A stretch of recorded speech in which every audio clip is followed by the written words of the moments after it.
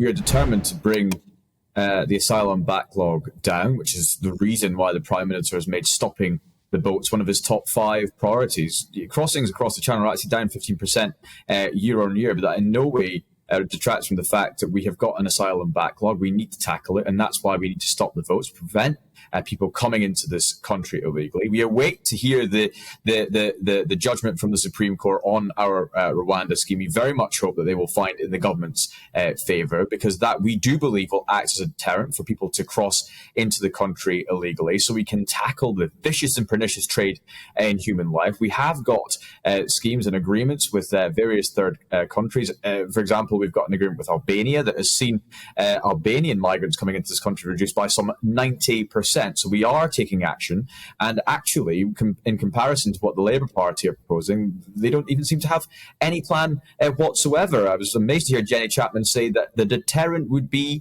resolving the asylum backlog. No, the deterrent will be the Rwanda scheme. We'll be putting people off coming to this country illegally to begin with, so that we can get on and deal with the backlog. That's one of these government's top priorities, and that's what we're determined to do. Meanwhile, while people from the media interview migrants making the journey across the Channel, they say nothing will put them off. Nothing. And meanwhile, our asylum bill has doubled to $4 billion.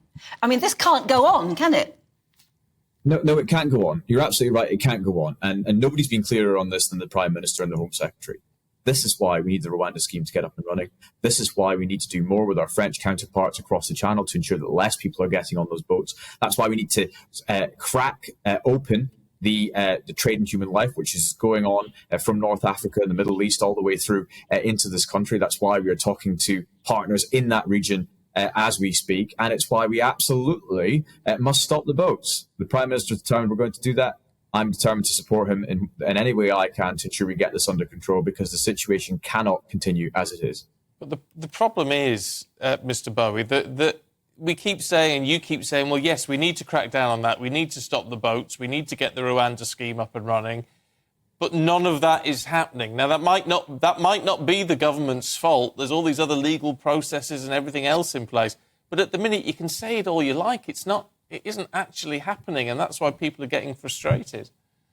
I understand people are frustrated. Nobody's more frustrated than us. We want to see the asylum backlog dealt with. We want to see the trade in human life on the Channel broken. We don't want to see people crossing into this country illegally. Look, crossings across the Channel are down 15% year on year, but that's nowhere near where we actually want it to be. We do await the result in the Rwanda case with the Supreme Court. As soon as we get the result from that, and we do hope that it finds in the government's favour, we will start deporting illegal migrants to Rwanda. We do believe this will act as the deterrent necessary to prevent people from crossing into this country, and so we can get on and crack those people smuggling gangs and crack the vicious trade in human life that is smuggling people into this country, and then can get on and deal with the backlog. All of this is incumbent on our getting that judgment from the Supreme Court on Rwanda. We very much hope that they will find the government's favour so we can get on and deal with the rest of it. By the way, this is in far and away more of a detailed plan than anything that the Labour Party have been able to present on this, who so far have come up with absolutely nothing to say on how they would actually deal with the people smuggling gangs and people crossing the Channel. Are we getting value for money from the French to stop the boats?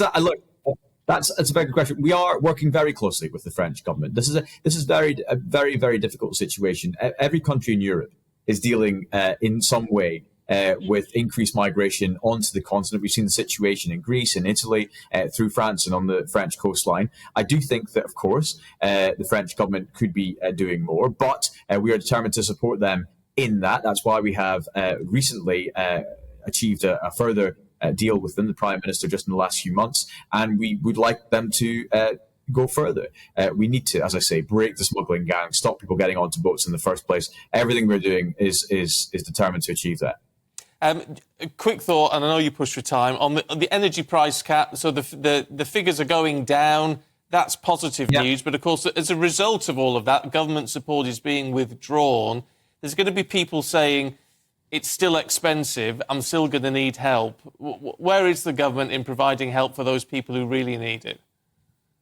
Look, this government stepped up and supported the British people last year by paying half of everybody's energy bills. That cost the government £40 billion, but it was £40 billion well spent, in my mind, because the British people needed the support last winter. We're seeing energy prices coming down, £580 down from their peak, which is incredibly positive place to be. However, of course, there will be people out there who will be looking at the average energy bill thinking that it's unaffordable, and that's why this government will be supporting the most vulnerable, pensioners, and those who cannot afford to heat their homes, as we always have done, and we will continue to do so through this winter.